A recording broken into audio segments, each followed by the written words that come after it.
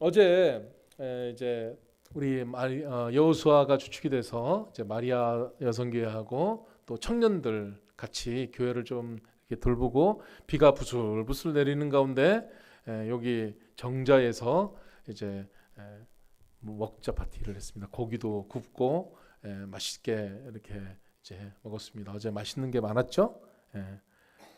그 뭐라고 그래요?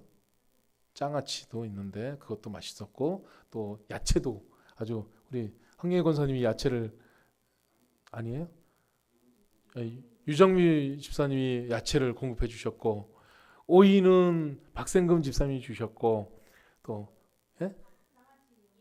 이원자 집사님이 뭐 장아찌 주셨고 오가피 하여튼에 그리고 또 저한테 쌈도 싸주시고 뭐 어제 참 좋았어요. 아이들도 이렇게 오고 해서 그 자리가 좋은데 여러분들도 시간 되시면 와서 이렇게 좀 같이 시간 거기서 보내시면 좋을 것 같은데요. 그렇게 하면서 제가 유심히 이렇게 보니까 최승준 집사님이 그 중에 이제 나이가 조금 있더라고요. 뭐 유정미 집사님이고 그랬는데 최승준 집사님이 고기 굽는 데에서 떠나지 않고 계속 거기서 고기를 구웠어요. 그렇죠? 그렇게 구우니까 거기에 원혁이가 어디 올라오지를 못하겠고 그러니까 이 녀석이 거기에 서가지고 계속 고기를 굽고 안대희 집사도 올라오지도 못하고 거기서 계속 고기를 굽더라고요. 그런 걸 보면서 최승준 집사가 거기서 집사님이 고기를 굽고 있는데 어디 올라가 그죠? 그런 모습이 보였습니다. 일이라는 게 그런 것 같아요. 앞에서 어떤 사람이 열심히 한 사람이 막 하고 있으면은요 주변의 사람들도 하게 돼 있어요. 그렇죠? 따라서 덩달아서 하게 되어 있습니다. 근데 오늘 말씀의 의미가 바로 그거예요. 그래서 오늘 7절에 있는 말씀을 제가 제목으로 잡아봤는데요. 그로 쉬지 못하시게 하라. 와, 그가 누굴까요? 여호와 하나님. 하나님을 쉬지 못하게 하라 라는 제목입니다. 참 엄청난 제목이죠. 근데요 하나님께서도요 에이 진짜 아무도 안 하네 나도 안 할래 그러면서 이제 쉬고 싶은데 김정은 집사가 일을 하고 있어. 고아진 집사님이 와서 일을 하시네. 그러니까 이거 어떻게 해요? 하나님도 하셔야죠. 저도 이제 어떨 때는 목양실에서 가만히 있고 싶어요. 막 그러고 있는데 어제는 이제 제가 못 나왔어요. 막 전화가 자꾸 오고 그래가지고 바꾸고 그러느라 못 나왔는데 집사님들이 와서 여기서 뭔가를 하고 학생들이 와서 교회 와서 뭐를 하게 되면은요 제가 앉아가지고 있을 수가 없어요. 그렇죠? 누군가 와서 열심히 하게 되면은 나와서 같이 봐야 되고 같이 또 이렇게 힘을 내게 되고 그래서 어제는 이렇게 목양실에서 보니까는요 막 트럭을 갖다 놓고 거기다가 트럭에다가 이것저것 실어다가 막 나르고 그러더라고요. 그래서 궁금해가지고라도 막 나오고 싶었는데 그렇습니다. 자, 우리 하나님께서는요 정말 쉬지 않고 일을 하셔요. 하나님께서는 구원의 역사를 한순간도 쉬지 않고 계속해서 일하고 계셔요. 그런데 우리가 볼 때는 우리가 느낄 때는 하나님 일 안 하시는 것 같은 때도 있어요. 그때는 언제냐면요 솔직히 말하면 내가 일 안 할 때예요. 다른 사람들은 다 여전히 일하고 있어요. 하나님께서도 일하고 있는데 다 쉬는 것 같이 느껴지고 다 안 하는 것 같이 느껴지는 그때는 언제냐면 내가 일 안 하고 내가 쉴 때 그래요. 그러니까 그런 마음이 드니까 하나님도 일을 하나도 안 하시는 것 같아. 지금 이사야서 60장부터 이렇게 하나님께서 막 격려하고 위로해 주시는데 이건 뭐냐면 이스라엘 백성들이 이제 바벨론 포로로 갈 때 아니면은 돌아올 때쯤 그때쯤에 이사야 선지자가 이제 이 60장부터 66장까지 이렇게 기록했다는 내용이 나와요. 그러니까 환경적으로 볼 때는 정말 힘들 때이거든요. 환경적으로 볼 때는 포로로 잡혀갈 때 정말 핍박을 당하고 누구도 안 돌봐주는 것 같고 나는 내버림받은 그런 존재들처럼 어떻게 하나님이 살아계시면 우리를 포로로 잡혀가게 하실까? 이런 마음에 낙심이 올 그때에 이사야 선지자가 일어나서 말을 하고 있다는 것입니다. 하나님은 안 쉬고 있다. 하나님 지금도 일하고 계시다. 1절 말씀을 같이 한번 읽어보겠습니다. 같이요. 시작. 나는 시온의 의가 빛같이 예루살렘의 구원이 횃불같이 나타나도록 시온을 위하여 잠잠하지 아니하며 예루살렘을 위하여 쉬지 아니할 것인즉 그랬습니다. 여기서 나는이라는 것은요, 직접적으로는 이사야 선지자 자기를 말하기도 하지만은 우리가 사실 신구약 성경 전체를 통틀어서 보면은 하나님, 곧 예수님을 말하는 것이에요. 하나님께서 시온의 의가 빛같이, 그러니까는 시온은요, 시온성이라고 그러죠. 예루살렘성, 하나님의 선택받은 사람들, 저와 여러분을 가리키는 것인데요, 저와 여러분의 의가 빛같이 나타나도록, 세상에서 정말 썩어 죽을 수밖에 없는 존재인데 우리를 자꾸 채근하시고 또 이렇게 세우시고 만들으셔서 의로운 존재로 만드시는데, 그것을 빛같이 나타내시려고 하나님은 계속 움직이시는 거예요. 계속 일하시는 거예요. 더 크게 우리가 보면은요, 이 이스라엘 사람들이 바벨론에 포로를 잡혀가는 그 일 자체도 이스라엘을 다루시는 하나님의 방법이에요. 우리가 살아갈 때 나는 정말 힘들다, 핍박받는다, 어렵다, 나에게 왜 이런 질병이 찾아오지 하는 그 순간도 하나님께서 일하시는 거예요. 그런데 우리의 마음속에서는 하나님 떠나가셨나 봐, 하나님 일 안 하시나 봐. 예루살렘의 구원이 횃불같이 나타나도록 시온을 위하여 잠잠하지 아니하며 예루살렘이 쉬지 아니할 것인지. 즉 하나님은요, 쉬지 않고 계속해서 일하고 계시다는 것입니다. 여러분, 이렇게 정말 선지자는, 이사야 선지자는 정말 열심히 하나님의 일을 하는데, 그런데 여기에 반응들이 전혀 다르게 나타난다는 것을 우리가 볼 수가 있습니다. 근데 이거는요, 선지자의 말씀을 어떻게 듣느냐에 따라서 전혀 다르게 되어 있습니다. 그러니까 똑같이 선지자가 대중들을 향해서 외치는데, 그 말씀을 하나님의 말씀으로 정말 친밀감 있게 그 말씀을 달게 받는 사람들은 맞아, 그 말씀을 정말 내가 믿고 그리고 그 말씀으로 위로받고 살아야 돼 하면서 간절히 듣는 사람이 있는 반면에, 이 선지 왜 저런 말을 하는 거야 그러면서 선지자한테 돌 던지는 사람이 있단 말이에요. 실제로 이사야 선지자가 하나님의 메시지를, 하나님의 사랑을 알아가지고 하나님의 마음을 알아가지고 그 말씀을 사람들에게 선포했는데, 그 선포되는 메시지를 들을 때에 어떤 사람들은 아멘 하고 말씀을 듣는 사람이 있는 반면에, 저 쓸데없는 얘기는 귀찮게 왜 저런 얘기를 해, 그래서 그 선지자를 향해 돌을 던지는 사람이 있단 말이에요. 우리는요, 하나님의 말씀을 정말 달게 받을 수 있는 마음이 있어야 되는 겁니다. 2절 말씀을 같이 읽겠습니다. 이방 나라들이 내 공의를, 문 왕이 다 내 영광을 볼 것이요 너는 여호와의 입으로 정하실 새 이름으로 일컬음이 될 것이며. 자, 그럼에도 불구하고 이사야 선지자는 계속해서 말합니다. 하나님께서 지금 열심히 일하셔서 결국에는 너희들 눈에는 안 이루어질 것 같지만은 하나님께서 이 모든 것들을 이루어 가실 것이다 라고 선포하고 있는 것입니다. 여러분, 어떤 나라든지 나라를 세울 때는요, 명분이 분명해야 됩니다. 대통령이 딱 당선될 때, 대통령으로 취임할 때, 또는 대통령 선거에 나갈 때, 그때는요 분명한 명분이 있어야 됩니다. 그건 뭐냐면, 우리나라를 정말 의로운 나라로 만들겠습니다, 부정부패 없애겠습니다, 뭐 이런 거라든지, 정말 억울하게 가난하게 살았던 사람들이 이제는 그 억울함을 당하지 않는 나라 만들겠습니다 라든지, 이 어떤 지도자가 될 때는요, 이 같은 정말 공의를 세우고, 또 그래서 우리나라를 정말 잘 사는 나라, 좋은 나라 만들어 가지고 세상 사람들에게 빛나는 그런 나라 만들겠습니다 라는 게 대통령이나 시의원이나 도대표나 뭐 나오는 사람들의 명분이에요. 이게 이제 조금 실제적인 내용들로 바꾸기 때문에 그렇죠. 그런 것처럼 여기에 보면은 내 공의를 그랬고요, 영광을 그랬거든요. 하나님께서는 결국 우리 믿음의 사람들을 통해서 하나님의 의를 세워갈 것이고 공의를 나타낼 것이다, 이것을 말하고 있다는 것입니다. 여러분, 우리는요 세상의 것들을 부러워할 필요가 없어요. 세상의 것들을 더 부러워하면은, 그러면 거기에 가치를 두는 겁니다. 그런데 여러분, 성경 전체를 보거나 우리 하나님의 역사를 보면은요, 우리 하나님께서 성도들에게, 그리고 성도들의 모임인 이 교회에 얼마나 큰 의미를 두고 있는지를 우리가 알아야 됩니다. 하나님은요 절대 교회를 포기하지 않으십니다. 물론 그 교회 속에 있는 한 명 한 명 성도들이 하나님과의 관계가 다 깨어지고 하나님께서 주시는 가치를 다 잃어버리고 무엇을 위해 살아가야 될지 그 향방을 다 잃어버리는 맹목적인 그런 상태가 되어서 교회가 세상의 영광을 추구하고 교회가 세상의 법도를 따르게 될 때에는 교회는 문 닫게 되어 있습니다.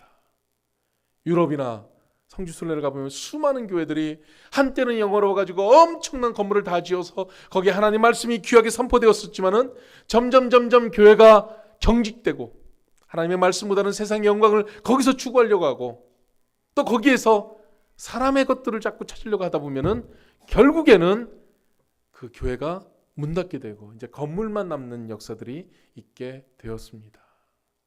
그런데 하나님은요 진실로 원하는 주님의 백성들, 믿음의 사람들, 교회가 모여진 그곳에서 하나님의 뜻을 구하고 영광을 구하면 그 교회는 하나님 절대로 포기하지 않으시고 세우신다는 것입니다.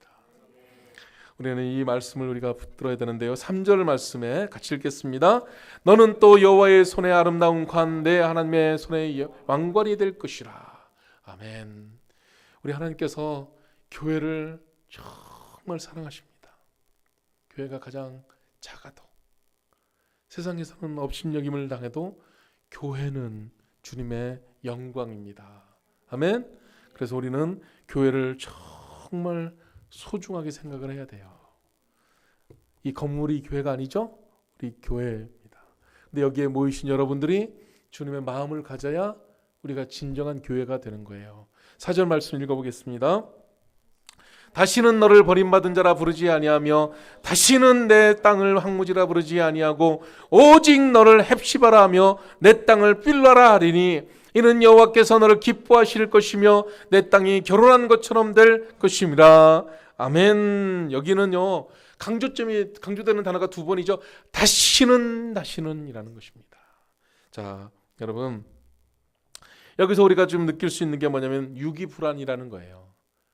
유기불안. 여러분 강아지들이요 주인이 나갔다가 들어오면은 막 난리를 치잖아요. 막 반가워가지고 그러는 줄 아세요? 예. 지 떼놓고 지 버린 줄 알았다가 다시 돌아오니까. 여러분 이 땅을 살아갈 때요 정말 괴롭고 힘든 게 뭐냐면 누군가로부터 버림받을까라는 두려움이라는 것입니다. 하나님으로부터 버림받을까, 또는 내 부모로부터 버림받을까, 내 자식으로부터 버림받을까라는 그 불안감이 있는데 그게 바로 유기불안이라는 거죠. 자, 전쟁이라는 것은 지금은 전쟁 개념이 뭐냐면 국가 대 국가, 이렇게 힘 있는 나라와 나라가 있는 무기와 모든 것들을 총동원해서 싸우는 게 전쟁이잖아요. 그렇게 해야 되는 게 전쟁인데, 옛날 사람들의 전쟁 개념은 뭐냐면은 이쪽 나라와 이쪽 나라가 최선 다해서 싸우는 건 마찬가지인데 그 마음속에 뭐가 있냐면 저쪽 나라 신이 이기고 우리나라 신은 우리를 버렸다. 그래서 우리가 졌다, 우리가 괴롭다, 이런 개념이에요. 그러니까는 신들의 전쟁인 거예요. 옛날에 모든 그 큰 일들은.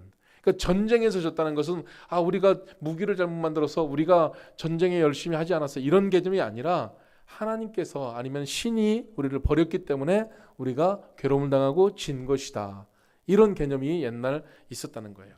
그래서 그런 개념을 보면은요, 하나님께서 지금 이스라엘을 버렸다라는 생각이 이 백성들에게 가득한 거예요. 왜? 바벨론이 쳐들어오고 아수르가 쳐들어와서 이미 잡아갔고, 수많은 사람들은 그리고 이제 나머지 잡아가는 거예요. 여러분, 그런 상황 속에 있을 때 얼마나 마음이 힘들겠어요. 우리 버림받았다, 하나님 우리를 안 지켜주셨구나, 그런 마음을 갖고 있는 이 백성들이 갖고 있을 때, 그럴 때 이사야 선지자를 통해서 다시는 너를 버림받은 자라 부르지 아니하고 다시는 내 땅을 황무지라 부르지 아니하고, 그렇게 말했습니다. 여러분, 지금 상황적으로 이 백성들이 이거를 모르는 게 아니에요. 그냥 아무 일도 안 일어났는데 이런 말을 하는 게 아니라 이 백성들이 지금 죽을 만큼 힘들어요. 정말 마음이 탁 떨어져가지고 침체돼가지고 낙심해가지고 쓰러져가지고 죽을 것 같아요. 그런 백성들에게 선지자가 와서 이 말씀을 하는 겁니다. 다시는 너를 버림받은 자라 부르지 아니하고 내 땅을 황무지라 부르지 아니하리라. 오히려 너를 헵시바라는 게 무슨 뜻입니까? 거기 나와 있죠? 나의 기쁨이 그에게 있다라는 게 헵시바라는 뜻이에요. 자, 여러분 살아가는데 뭐가 제일 기뻐요? 여러분들은 살아가면서 제일 기쁜 게 뭐예요? 저는 우리 교회 여러분들이 모여서 막 하나님 앞에 영광 돌리고 막 예배 시간에 열심을 내고 하는 게 목사인 저는 정말 그게 기뻐요. 그것만 보면은요 막 저는 어쩔 줄 모르겠어요. 기쁨이에요. 여러분들의 기쁨은 어디에 있어요? 여러분이 맛있는 거 먹을 때보다 자식들이 맛있는 걸 먹을 때 더 기쁘죠? 부모님들은요? 그건 왜 그러면 기쁨이 자녀에게 있기 때문에 그래요. 네? 마음이 거기에 있다는 거죠. 여러분들은 혹시 제가 미국을 가게 되면 기쁘십니까? 하나도 안 기쁘죠. 마음이 저한테 없기 때문에. 여러분들이 가야지 제가 가니까 배가 아프고 그런 거죠. 여러분 생각을 바꿔봐요. 저도 미국 가서 구경하고 돌아다니고 막 좋은 사람들 만나고 하면은 얼마나 좋겠어요. 그러면 여러분들 생각에는 와 우리 목사님이 미국 가서 너무 좋겠다. 그래서 내가 기쁘다 그렇게 마음먹어야 되는데 싸돌아다니고 어디 막 이런 마음 가지면은 하나도 저한테 마음이 없는 거예요. 기쁨이라는 그거거든요. 근데 여기에 분명히 주님께서 말씀하시기를 하나님께서는요 오직 너를 헵시바라며 그래서 이스라엘 백성들아 너희들 지금 잡혀가지 버림받은 것처럼 느껴지지 너희 땅이 황무지처럼 싹 쓸어버릴 것 같은 그런 마음이지 그런데 아니야 내 마음이 너희들에게 있어 너희는 나의 헵시바야 아멘. 여러분 우리 주님의 마음을 진짜 알아야 돼요. 진짜 모르니까 지금 당장만 보는 거예요. 여러분 순례자라는 게 뭔지 아세요? 여러분 신앙에서 정말 가장 진수가 누구냐면 순교자예요. 순교자. 진짜 신앙을 가진 사람들은 순교자입니다. 뭐냐면은 주님을 믿는 그 믿음 하나 때문에 당장 죽음이 찾아와도 나는 주님을 믿는다는 거 아니겠어요? 그게요. 그건 뭐냐면 당장은 슬프고 당장은 힘들지만은 이 죽음 이후에 죽음이 끝이 아니라는 걸 알잖아요. 죽음 이후에 우리 주님으로부터 보장받는 게 있고 확신한 걸 알기 때문에 그만큼 믿기 때문에 죽음의 자리도 가는 게 순교자들 아니겠어요? 아멘? 그런 거예요. 그렇기 때문에 지금은 당장 버림받는 것 같은 것 보이지만은 환경적으로 순교자의 믿음을 가지면은요 지금 힘든 게 아니라는 거예요. 마음에 부흥이 있어야 돼요. 주님을 분명히 알아야 돼요. 자, 그래서 이제 5절 말씀을 보겠습니다. 제가 오늘 빨리 좀 진행해야 돼서 자 5절 마치 청년이 처녀와 결혼함 같이 내 아들들이 너를 취하겠고 신랑이 신부를 기뻐함 같이 내 하나님이 너를 기뻐하시리라. 신랑이 신부를 얼마나 기뻐하겠어요. 갓 결혼했을 때. 그렇죠? 그런 것처럼 정말 우리 인생 중에 하나님께서 지금 우리를 이렇게 기뻐하시는 존재다라는 것을 잊지 말아야 됩니다. 6절. 그래서 우리가 할 일이 있다는 거예요. 그래서 자 그런 기쁨의 대상이 여러분이 되었으면은요 나 그런 사람이야 하고 가만히 있지 말고 우리가 그런 기쁨의 대상이기 때문에 우리가 다시 주님 앞에 반응해야 됩니다. 예루살렘이여 내가 너의 성벽 위에 파수꾼을 세우고 그들로 하여금 주야로 계속 잠잠하지 않게 하였느니라. 그렇기 때문에 우리 하나님께서 기쁨의 대상인 여러분과 저를 파수꾼으로 삼으신 거예요. 아멘. 여기 있는 분들이 기도의 파수꾼들입니다. 여기 있는 분들이 영적인 파수꾼이에요. 파수꾼은 잠자면 안 돼요. 다른 사람들 다 자도 파수꾼은 잠자면 안 돼요. 하나님 앞에 깨어 있어야 돼요. 파수꾼의 사명이에요. 여러분, 사람에게 그 파수꾼의 이 일들을 위임받은 사람들은요, 참 그게 힘든 일이에요. 그런데요, 사명을 알고 주님에게서 그 파수꾼의 직임을 위임받은 사람들은 어느 때든지 깨어서 기도할 수 있다는 거예요. 어느 때든지 깨어서 기도하는 거예요.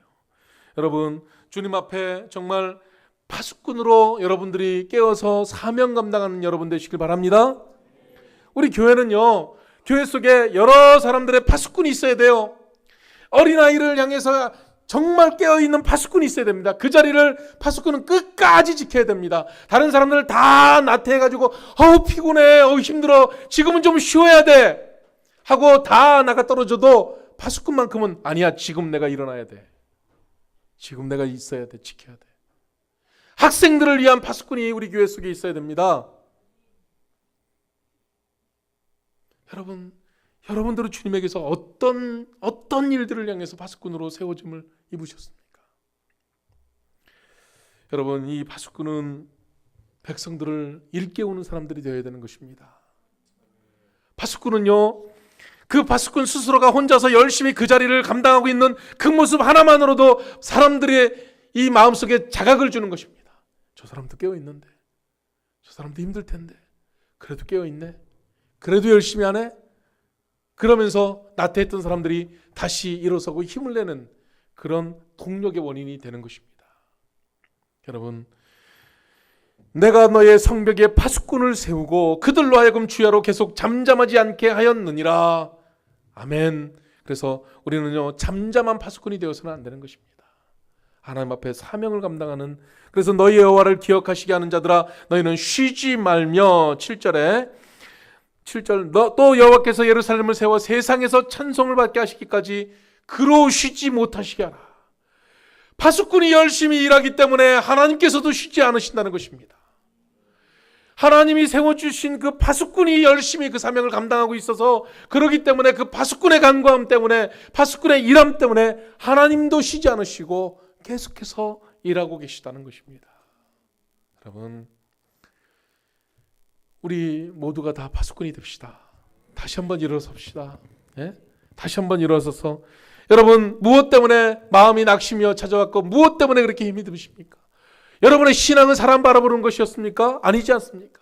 우리 주님이 여러분에게 사명을 맡기셨고 우리 주님이 여러분에게 이 파수꾼의 역사를 허락해 주셨는데, 일할 수 있어서 감사하고, 내가 그 일을 할 수 있어서 감사하고, 내 눈에 그것이 보이게 해주셔서 감사하고, 내 마음의 교회에 그 일이 가슴 아프게 다가오게 해주셔서 감사하고, 그래서 그 가슴 아픈 일을 여러분이 품으시기 바랍니다.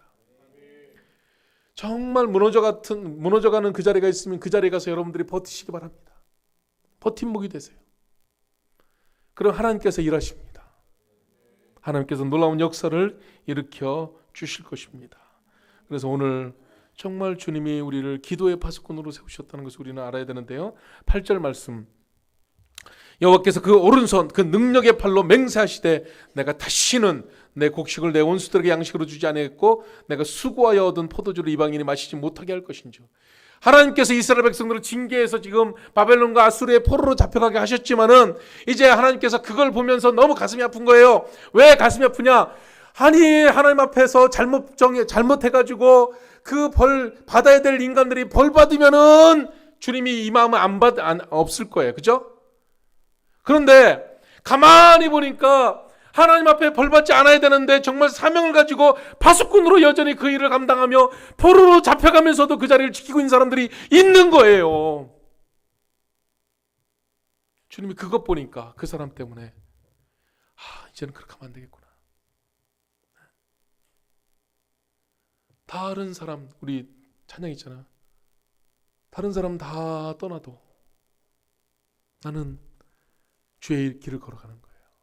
내가 그 사명을 감당하니까, 내가 그 자리에 다 아닌 것 같아도, 다 무너진 것 같아도 그 자리에서 내가 그 파수꾼으로서 직분을 감당하니까 주님이 보고 계시는 거예요.